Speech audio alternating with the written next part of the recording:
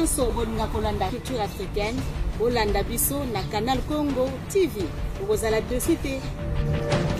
Fiquem sabendo, cultura africana, segue-nos em Canal Congo TV.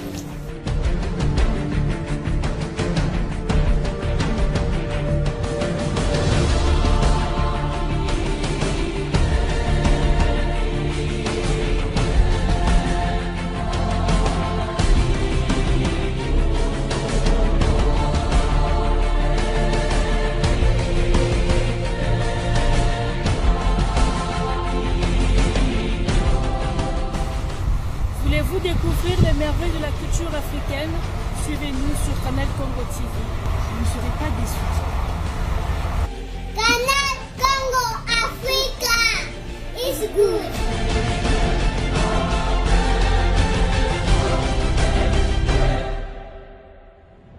Alandi ya Canal Congo TV mbote na bino tokutani lisusu lelo na émission Loboko ya Mama et pa iwapi toko découvrir spécialité oyo biso na bino toko découvrir lelo et pa ya mama na biso Madame Gudile tolanda nini abongiseli biso na mukolo mwa lelo tolanda mbote mama nini obongisi na balandi ya Congo TV na émission Loboko ya Mama recette nini obongiseli ba téléspectateurs walandaka émission Loboko ya Mama ya liboso na pesi bango nyonso mbote bato nyonso baolanda biso na moko ya lelo na pesi bango mbote tokolamba lelo recette moko ya mbisi eza mbisi ya mai mbisi ya kokauka na biloko mosusu eza recette euti epa bandeko na biso ya Afrique de l'Ouest donc ba Nigérien ba Ghanéen ba nini bango balambaka yango basangisaka biloko ebele mais biso tokose limiter kaka na ba mélange ya bambisi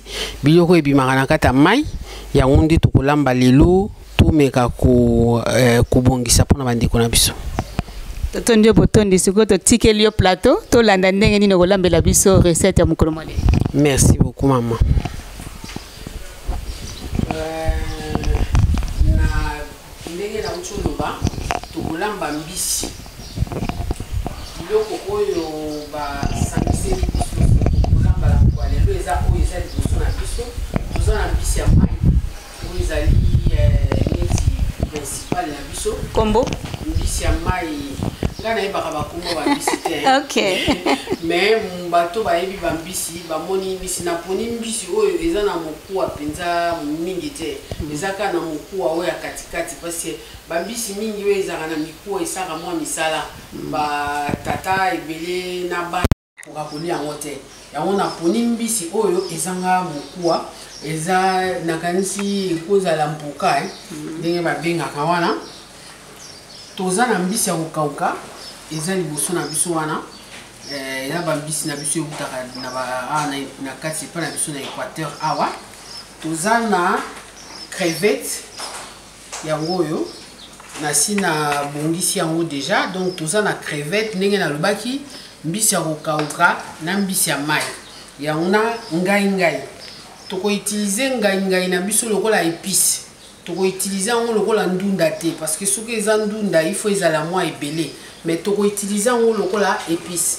sikoyo comme biloko nyonso elambamaka esengeli ezala na mwa légume mpona kokolisa bavitamine na kati ya nzoto na biso tokoutilize solo oyo ya biso ya mboka donc aubergine oyo ya mboka oyo l'aubergine sauvage solo na biso oyo yango tokoutilize lokola légume na sina préparer yango bomoni na kati yango déjà eza wana donc yango tokoutilize lokola légume na cuisine na biso tokolamba na mokolo lelo alors comme esengeli kolamba biso basi tozalaka na mwa basuki na biso totiaka na kati ya motu souvent ezalaka malamu te ntango ozolamba na basuki wana okomona basuki ezokita yo na kati ya biloko na kobana nanu na kotia kitambala mpona koprotege biloko na biso oyo tozokolamba po basuki na biso oyo totiaka na motu ata suki na biso eza naturel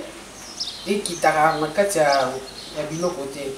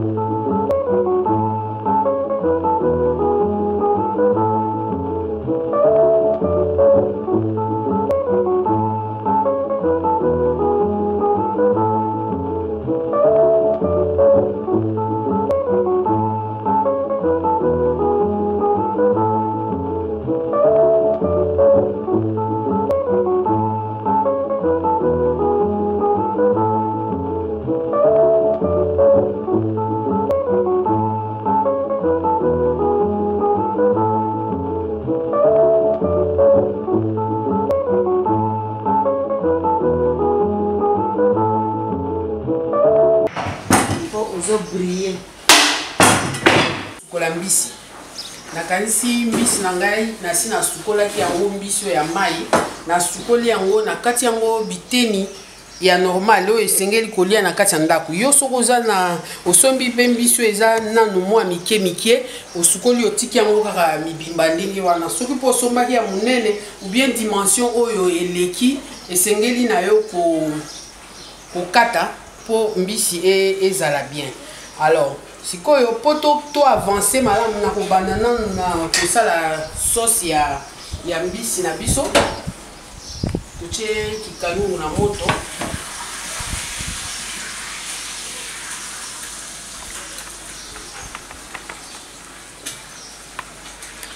Voilà. Toza na mafuta na biso ya huile. Esengeli na yo ozwa quantité oyo eza pona mbisi na yo. Nga mafuta na nga na préparer yango en fonction ya quantité ya mbisi.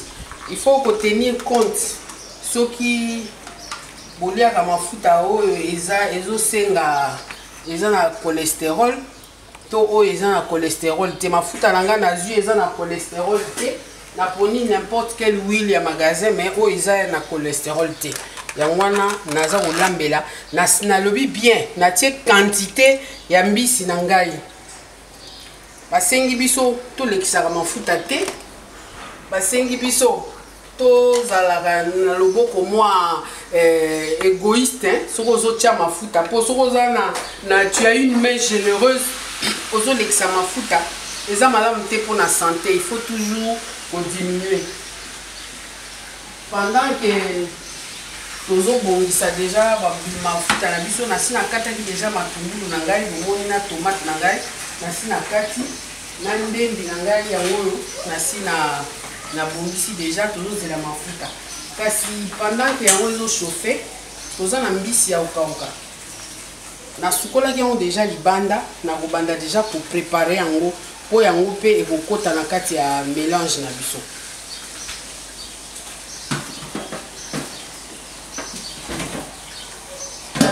Vous êtes obligé de vous avoir un mbisi au Ganazui. Vous avez n'importe quel mbisi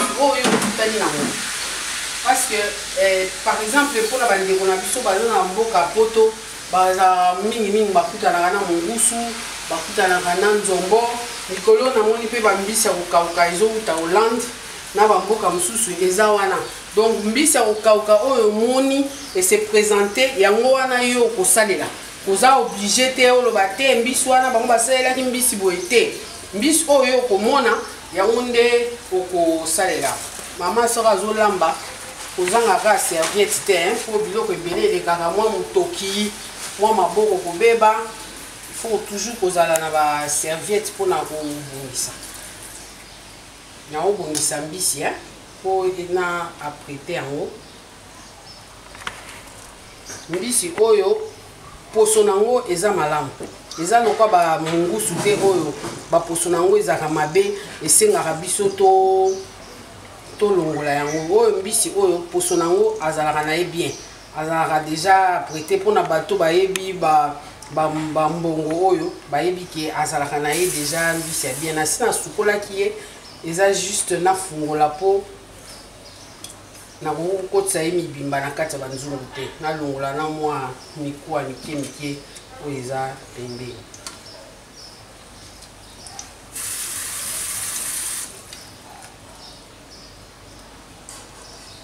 Obanda nano na sauce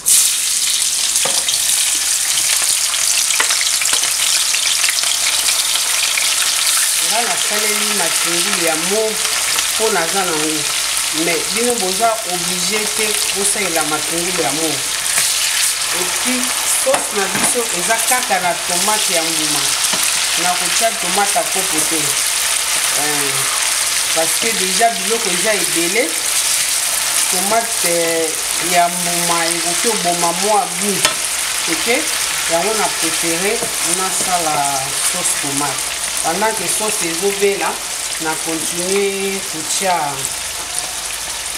na continuer kosukola mbisi na biso.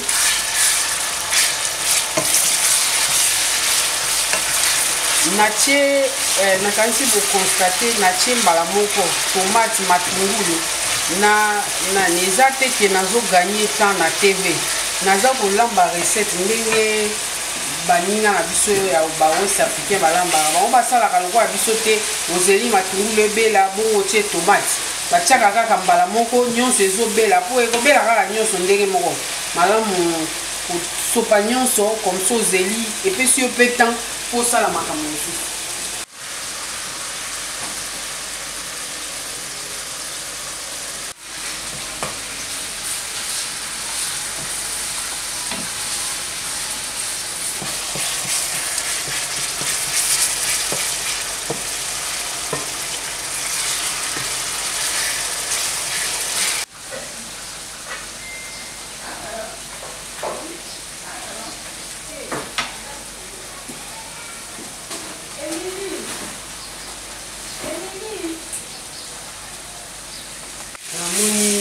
Tomate na biso ebeli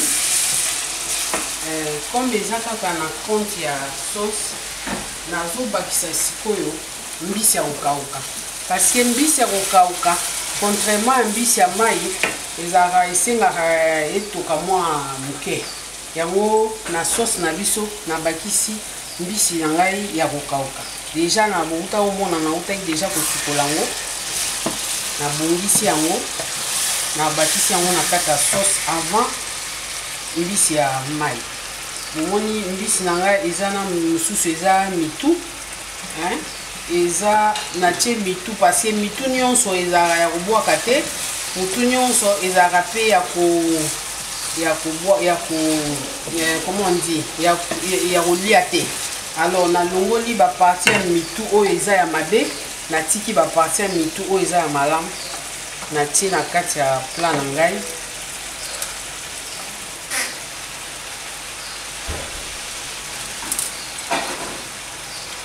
donc natie mbisi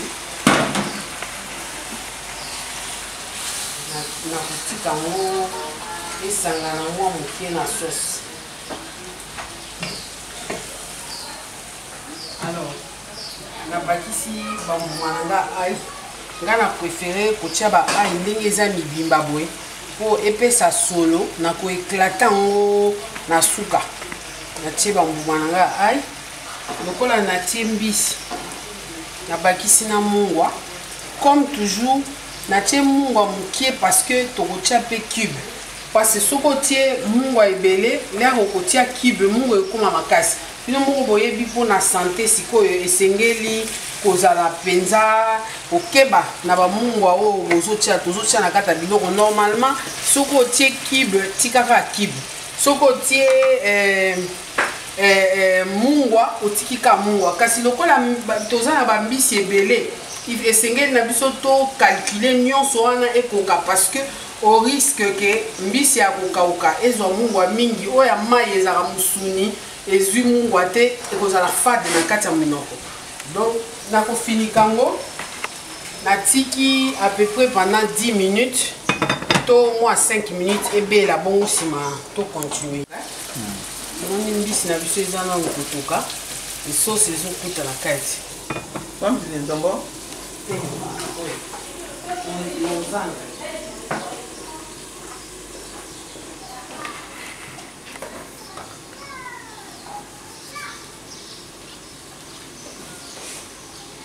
naza na kati tomate na nga brosi yango naza na besoin ya kokata yango mike mike te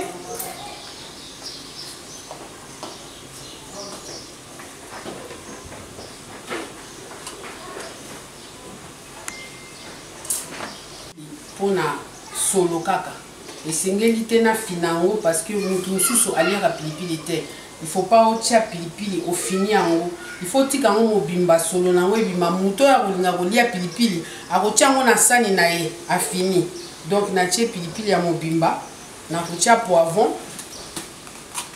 balégume na nga nyonso eza ya kosukola avant ya kotia il faut toujours kosukola légume parce que ebombamaka nango na bamabele ya mike mike ezodépendre mpe na esika balonaki yango so balonaki yango na mabele ya pembe moyo mona yango eza te donc il faut kaka kosukola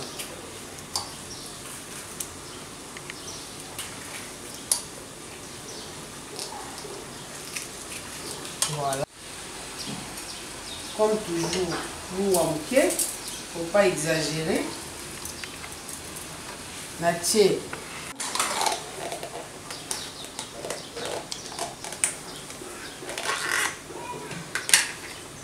Nakutia ebele te po eza ndunda esengeli nanga na exagéré te. Alors sima na obakisa mwa quantité ya mai.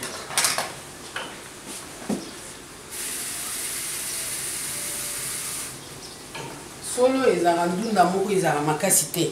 Eza plutôt tomate na poivron nde ezala mwa makasi. Donc soko otie mai, il faut tenir compte nango. Natie mai. Na mboka na ngai batiaka nguba. Mais nga na préféré kotia nguba te. Na kosalela yango kaka bongo tolia ndenge wana. Natie yango na moto. Pendant ce temps, ata na bosa na mbisi na ngai te.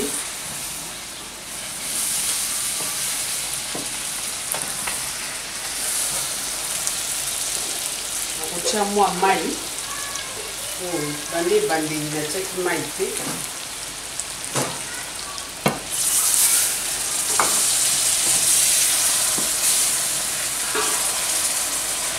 Omoni mbisi soki ebandi obela yango moko epanzanaka. Soki mpe eza qualité ya mbisi ya bien. Na répété bandeko na biso oyo baza na poto bango basalelaka mongusu. Mongusu ezala makasi. Il faut kotia yango na mai un peu avant. Kotia yango na mai elembi nanu. Ou bien otokisi yango avant obanda kolamba plat na biso. Otokisi mongusu na yo bien penza. Etoki nde après osali sauce. Allez, on continue plat ndenge ezolamba parce que mongusu ambisi moko azaja makasi. Omoni oyo monzanda ye mbala moko alembi na ye na kati ya nzungu déjà abandi kopanzana.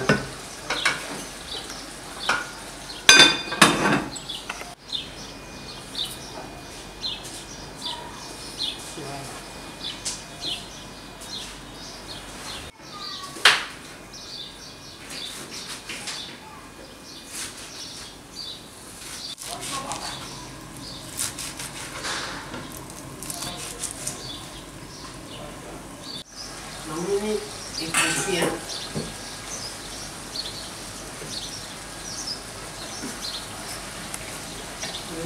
Mbisi na biso boye ekoki tomate ekoti na kati.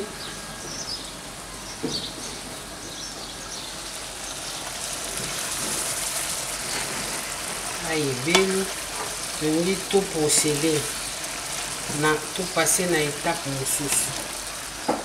Napusi mwa pembeni natie nzungu parce que lokola biloko eza mwa ebele nzungu esengeli ezala monene.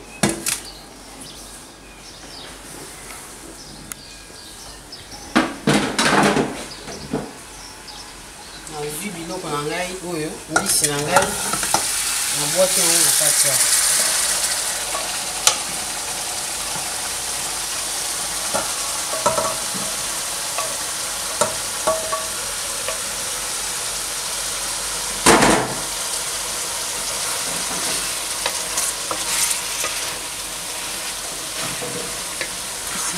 na kotia mbisi.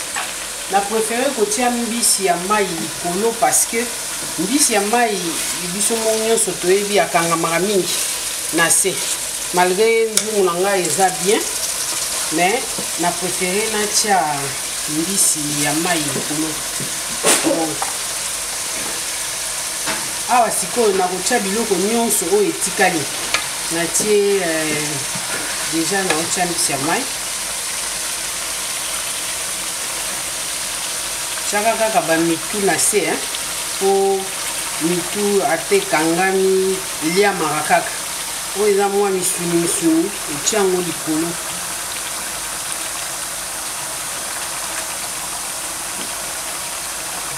Mais après il faut kaka ko mélanger po ekota te po basole fo esangana.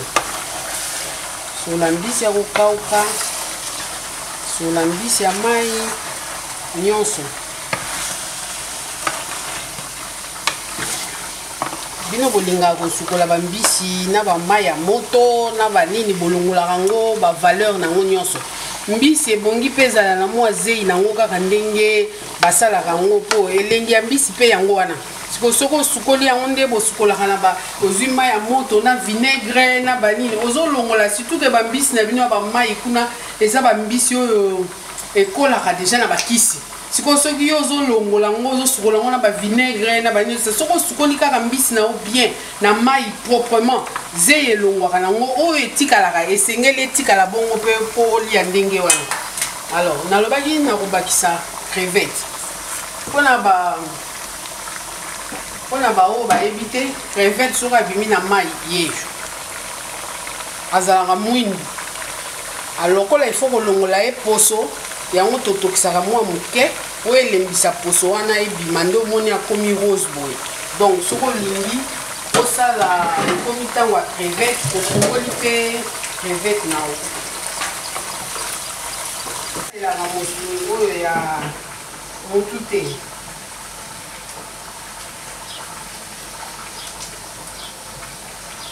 Donc nasukoli crevette nanga nabakisi. Sikoyo nangi naloba likambo ya crevette oyo ngai natie crevette mpo nazaki na makoki ya kosomba yango. Yo soko oza na crevette te oza oblige otia crevette te. Ngai namekaki natiaki na ngai nalambaka moko mosusu natie pose ebimaki nango bien. Soko oza na mwa pose na yo mama kamata mwa pose no mibale misatu bwaka na kati. Na bandeko na biso oyo bazalaka libanda bazalaka na baza na possibilité ya kozwa crevette séchée ekozala suki kitoko makasi. Soki oza na mwa crevette séchée na yo otie na kati ekozala bien. Nabakisi mwa mai parce que déjà nasi natie mbisi il faut pas ebanda kokangama na se. Nalobaki na otia ngai lokola épice yango moni natie quantité ebele te. Quantité oyo natie ekomelama nango na kati ya ngai na kati ya mbisi natie mbala moko parce que mbisi ya mai eumelaka te na kolambama na déjà soki osali nango 20 minutes na moto ekomi nango mpenza pembeni ya kobela. Alors entre temps wana ya kosalaki mbisi ya kokauka na yo na nini ozwi ngai otie yango ekoma lokola eloko ya suka oyo otie na kati. Officiellement mélange na biso ekoki sikoyo oyo nyonso tokobakisa eza baépice. Nakotia bacube nanga naponi oyo eza na crevette parce que natiaki crevette na kati natie mibale. Nayebisaki bino nalobi natiaki quantité ya mungwa parce que nalingi koexagere te lokola nakotia bacube na kati. Natie bacube nanga mibale nazwi poivre blanc soki mpo oza na noir otie nga nazalaki na blanc yango wana natie. Nabakisa pilipili po epa na biso awa so olambi biloko otie pilipili te ezalaka elengi te. Mais comme je dis bapilipili na ngai eza nango na banzete nango nalongoli banzete te mpo naza na posa cuisine na ngai mwana oyo akolia to moto aliaka pilipili te ye mpe alia ayoka bien. Natie bapilipili na ngai na likolo nakobakisa su mwa mai moke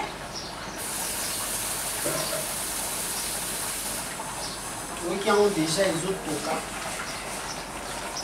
parce que nalingi ezala na sauce ebele lokola ekoliama nalingi ezala na sauce ebele. Voilà. Topesa yango mwa 20 minutes akangami. Ok, ça va. Mbisi na biso okauka yango oyo crevette na biso yango oyo mbisi na biso mpe ya mai yango batomate na biso bapilipili na biso mpe eza nano mibimba ndenge na babaki. Donc mpo na biso mbisi ebele Mbisi na biso ebeli.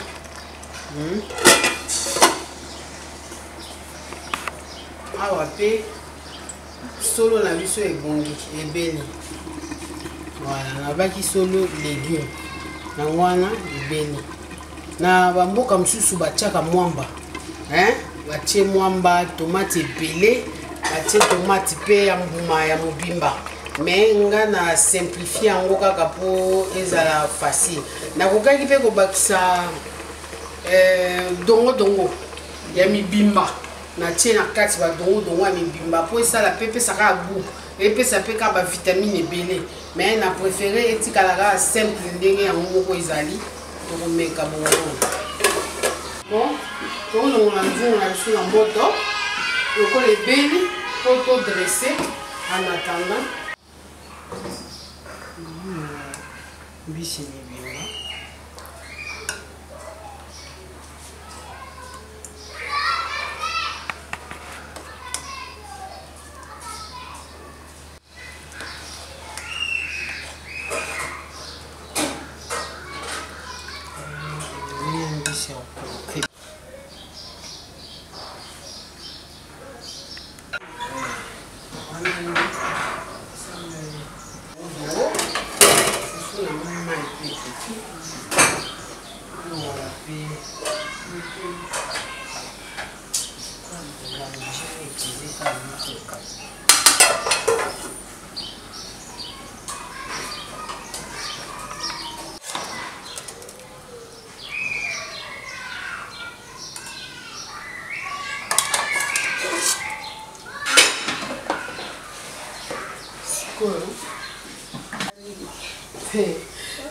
Sikoyo nalobaki tolamba na farine ya inyam. Oyo eza farine ya inyam. Inyam eza oyo tobengaka na lingala mbala makoko. Ouais, mbala makoko oyo ya munene wana kimwa mbala oyo ebimaka na ba fleur oyo ya minene wana. Ezaka mbala moko ebimaka na ba forme donc yango babenga na français inyam. Eza ba forme inyam eza ebele. Mais oh eza o ya munene yango basali yango bakausi yango basali poudre ba lo baniksi yango neti fufu soko tali yango omona yango lokola fufu manioc iliamaka mingi na Nigeria, Cameroun na dans Afrique de l'Ouest kuna yango awa pa na biso peza mwa pasi meza nango lokola ba Nigérien bakoma ebele awo inyam pe eza ebele siko eza na ndenge nango balambaka yango na banana na longoli quantité moko ya mai ya moto ebele na tie pembeni parce que naza na posa parce que evimbaka lokola evimbaka il nous faut vraiment diminuer quantité ya mai pour soki mai eleki ebele fufu ekozala pe monene balambaka fufu ya manioc mais na suka bomona donc na tie kaka ndenge tolambaka mai eza moto kobanga bambuma wana te epanzanaka nango na suka basala yango potopoto aparte te oza na ntina kosala potopoto te banda kolambaka mpona bato bayebi nde balambaka semoule obandi okende nango kaka plus ozokende plus yango mpe ezokangama yango mpe ezokende na kongama kobanga te esali mbuma yo kobaka na kotya fufu nango facile en même temps mais na mwa kilo moke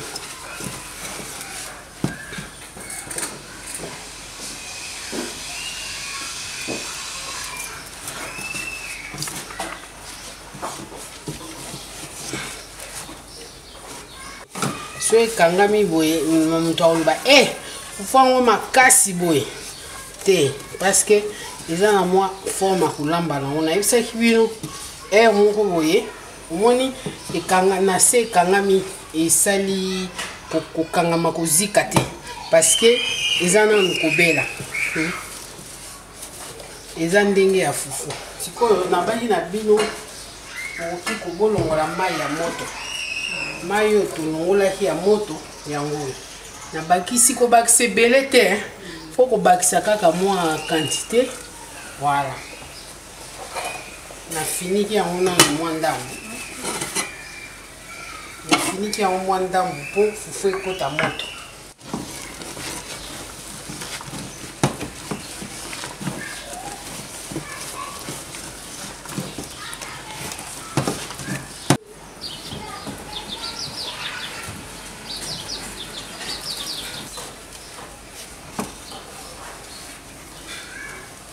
Lambi na préféré na lamba na nga nyonso kaka na likolo mais soki yo osepeli omoni liboko pasi olingi okita no na se eza nango mabe te okolamba na oko kiti nango na se me nga na préféré na silisa nyonso na likolo donc sikoyo na kokata muna moto ana ndenge na ye akataka moi luto ekataka mbala moko na préféré kokata na moi sani na biso ka nde tomesana ali moi ba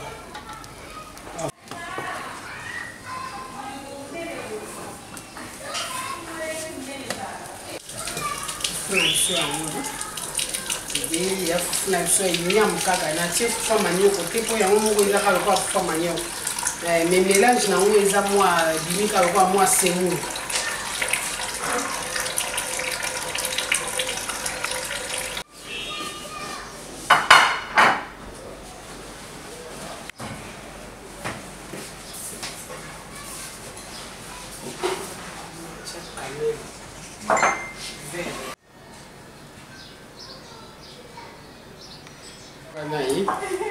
Ça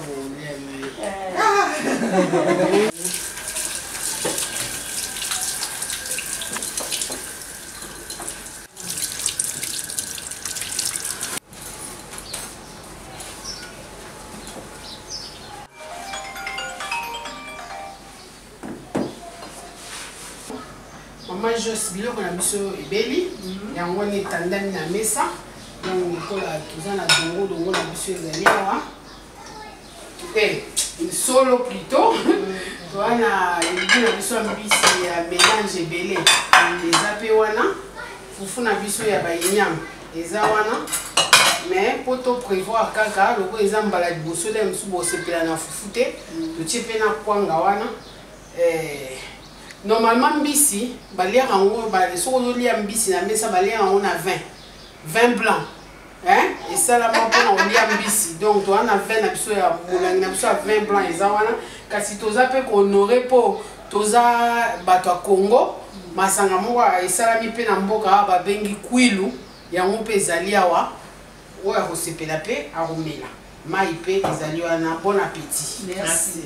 Balandi ya Canal Congo TV, bolandi biso penza, bolandi nenge maman Guidil alakisi biso recette na ye na mukolo malelo. Après ça qui bien eza ya biso ya Congo ya RDCT, ezali mingi ya bandeko na biso ya ba West Africain na kanisi bolandi ngo pe na bokebi yo koto ezali na ndako meka nga pe na komeka. Tokuta na bino na mikolo mizali ko ya na ba numéro mususu ya ba recette. Bye.